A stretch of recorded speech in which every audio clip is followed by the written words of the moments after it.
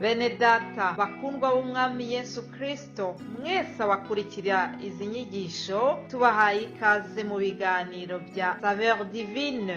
Ibi biganiro mu bitegurirwa n'abavugabutumwa bwiza batandukanye, akaba ari umuhamagaro ugendera ku ijambo ry'Imana byanditse mu gitabo cy'ubutumwa bwiza uko bwanditswe na Matayo ibice 24 umurongo wa 14. Kandi ubutumwa bwiza bw'ubwami buzigishwa mu isi yose ngo bube ubuhamya bwo guhamiriza amahanga yose, nibwo imperuka izahera ko ize. Ibi biganiro mubikurikira ku channel ya YouTube yitwa Saveur Divine. Tubifurije kugubwa neza. Imana Data ari nayo so ibaha umugisha. Bakundwa bene data, ndabasuhuje mu izina rya Yesu.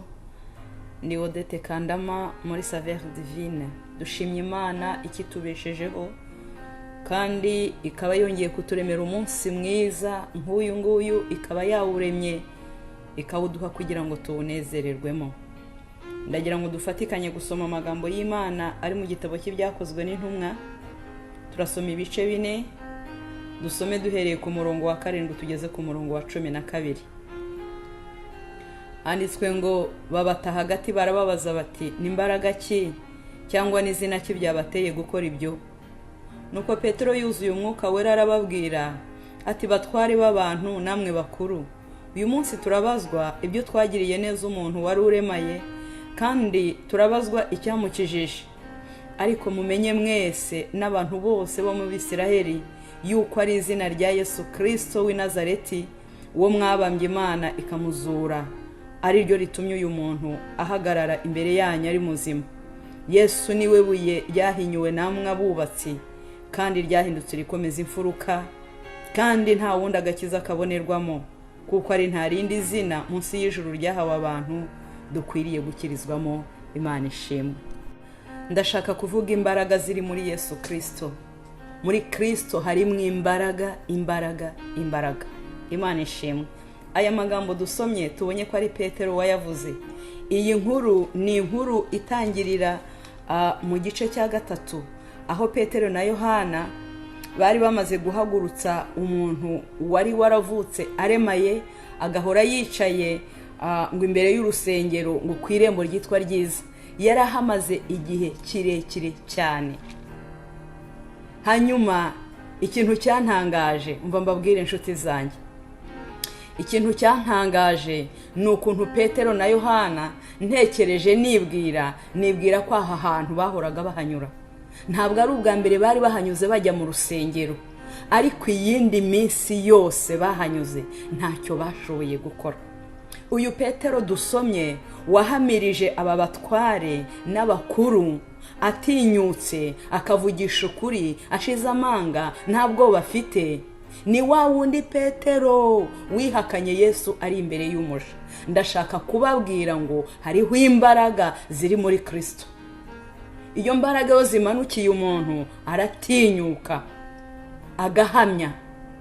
Izo mbaraga ziri muri Kristo Yesu ni imbaraga zimira izindi, ziri hejuru ya zose. Imana ishimwe. Mu gihe Petero yari atarazihabwa, ntabwo yashoboye guhamya imbere y'umuja wenda utari no kugira icyo amutwara, ariko izi mbaraga zibonye aratinyuka, ahamiriza abatware, ahamiriza abakuru, nubwo yari azi ko byamukuta ubuzima bwe akaba yapfa, ariko izi mbaraga ziratinyura. Ndimo ndakubwira imbaraga ziri muri Yesu. Abatware ngo babata hagati Petero na Yohana, ngo barababwira ngo n'imbaraga ki zabateye guhagurutsa uriya muntu, n'izina kiri batinyura. Iryo zina ni irya Yesu ndi kukubwira. Izo mbaraga ziri muri Yesu nizo ndi kuvuga. Yesu yumufite, Yesu yumaze kumwakira, hanyuma ukamwinginga akaguhiza imbaraga, ubu umuntu udasanzwe no mu kaga no mu makuba, izi mbaraga ziratinyura. Utitaye ko umuntu yakugirira nabi, utitaye ko hari icyo waba, izi mbaraga zikoresha iby'ubutwari. Ndi kuvuga imbaraga ziri muri Yesu Kristo. Barababwira ngo n'izina ki cyangwa n'imbaraga ki byabateye gukora ibyo bituma mutinyuka mukavuga ibyo? barababwira ngo ni izina rya Yesu Kristo ryahawe abantu ryonyine dukwiye gukirizwamo mu isi, nta rindi niryo. Ni izina rya Yesu Kristo, muri we harimo imbaraga. Imana ishimwe. Petero na Yohana bahoraga baca hariya, bajyaga baterana. Si ubwa mbere bari bahanyuze, ariko igihe kindi bajyaga bahanyura izi mbaraga zari zitari zinjira muri bo. Ariko umunsi izi mbaraga zabagezemo, umunsi bari bazifite, bahatambutse, bakora ikidasanzwe kubera ko muri bo hagezemo imbaraga zidasanzwe zibonerwa muri Kristo. Imana ishimwe. Aho icyo gice gitangirira cya gatatu, aho iyi nkuru itangirira, barahageze ngo uwari urema yarabasaba, arabatumbira ngo hari icyo bamuha. Basanga nta feza, basanga nta zahabu, nta gifatika bafite. Baramubwira ngo ibyo ari byo byose, ifeza n'izahabu nitubifite, ngo ariko icyo dufite turakiguha. Uzabisoma ku murongo wa 6 w'igice cya 3. Ifeza ntazo, izahabu ntazo, ariko hari icyo dufite. Hari imbaraga ziri muri twebwe zibonerwa muri Kristo. Mu izina ry'uwo Kristo haguruka ugende. Haleluya. Uwo mwanya ngo arahaguruka, ubugomba mbari burarambuka, abo umuntu muzima yinjira mu rusengero ngo agenda ashima Imana. Nshuti zanjye, iminsi iba myinshi igahimwa n'umwe. Uyu murwayi yarahamaze igihe kirekire, yararemaye igihe kirekire. Abantu bari barumiwe, bari barabimenyereye. Ariko nagira ngo nkubwire ngo iminsi iba myinshi igahimwa n'umwe. Ikintu cyose kijya kigira iki kirangiza, ikintu cyose kijya kigira iherezo. Birashoboka ko waba ufite ikikugoye nawe kikuruhije. Nagira ngo nkubwire ngo ku gihe cyashyizweho Yesu nta kimunanira, Yesu ajya bishobora. Iyi saha igeze, umwiringire. Imana ishimwe. Nuko ngo bamaze kumubwira ngo icyo dufite turakiguha, mu izina rya Yesu Kristo w'i Nazareti haguruka ugende. Ngo amufata ukuboko, baragenda bajya mu rusengero, bajya gushima Imana. Nawe Imana nikubohora ikagutabara, uzinjire mu nzu yayo ujye gushima. Bagezeyo rero, wa muntu wari urwaye akize, induru ziraboneka. Abakuru n'abatambyi barahaguruka bati ni ibiki bibaye, nkaho bakwishimiye icyo gitangaza kibaye, ahubwo bashaka kubahana kandi bakoze igikorwa cyiza. Imana nidufashe. Hari igihe abantu bagera amaso atabona ibyiza, ahubwo ibyiza bakabibonamo ibibi. Imana idufashe. Bibiliya ivuga ngo bazabona ishyano bita ikibi icyiza, hanyuma ngo icyiza ngo akaba ari cyo bita ikibi. Aba bantu baratangara, bababazwa nuko uyu muntu uremaye akize nkaho bakwishimanye nawe. Batangira kubaza Petero na Yohana, babamereye nabi, babarakariye, babataye hagati, kandi bakoze igikorwa cyiza. Imana idufashe. Nibiramuka bikubaye ukoze icyiza bakakureba nabi cyangwa bakakubwira nabi, uzatinyuke, uvugushize amanga, uhamye utinyuke. Bibiliya ivuga ngo iyi mitima itaturega itaducira urubanza imbere y'Imana, turatinyuka. Petero na Yohana baratinyuka kuko imitima ntiyabaregaga.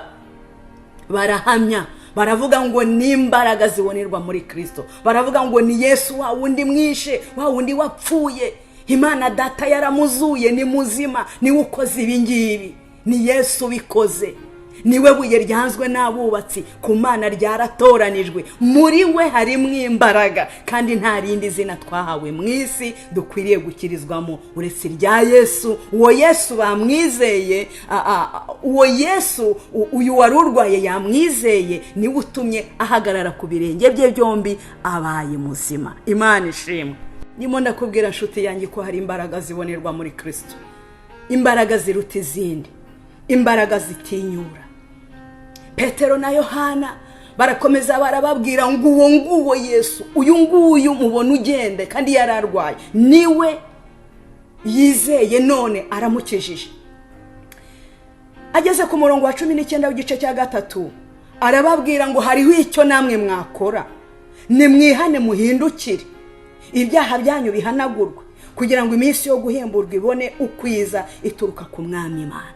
Ndimo ndavuga imbaraga ziri muri Kristo Yesu, imbaraga zihindura ibintu byose, imbaraga zibasha kurema ibitariho, imbaraga zibasha guhindura ibyanze guhinduka, icyampa ukemerera Yesu ukamuha umutima wawe akakubabarira ibyaha ukihana, hanyuma wamara kwihana iminsi yo guhemburwa ikabona ukwiza muri wowe iturutse ku Mwami Imana, hanyuma izi mbaraga nawe zikaza muri wowe zikagushoboza, zikagutinyura, zikakubashisha.